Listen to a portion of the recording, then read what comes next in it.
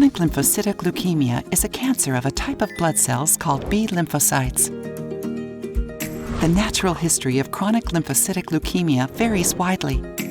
Patients can have a different clinical presentation and respond differently to the available treatments. These differences can be predicted, at least in part, by studying specific characteristics of the abnormal B lymphocytes, also known as biomarkers. In chronic lymphocytic leukemia, many biomarkers have been identified. Some biomarkers help us gain a better appreciation of the severity of the disease, while others, the most useful ones, predict the patient's response to a specific treatment, and thus they play a critical role in treatment decisions. Biomarker testing in chronic lymphocytic leukemia is easily performed with blood sampling, and it necessarily includes two biomarkers. The first biomarker is the aberrations in the TP53 gene, which includes information for the production of p53 protein that contributes to the maintenance of DNA integrity. In chronic lymphocytic leukemia, TP53 aberrations allow the proliferation of the abnormal B lymphocytes. These aberrations can be caused by either the loss of a part of DNA where the TP53 gene is located, or by tiny changes of the TP53 gene, known as mutations. The loss of the TP53 gene is tested by examining the chromosomes of the abnormal cells with a special cytogenetic technique called FISH.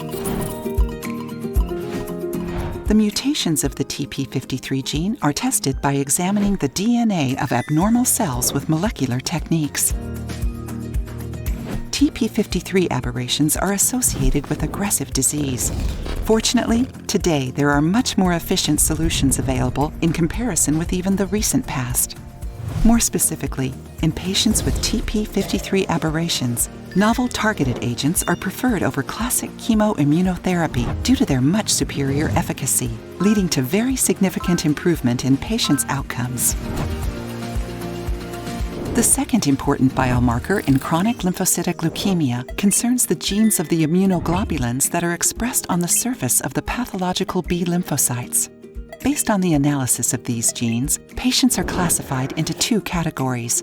In the first one, the immunoglobulin genes undergo several changes, called somatic hypermutations, while in the second one, these changes are scarce or totally absent.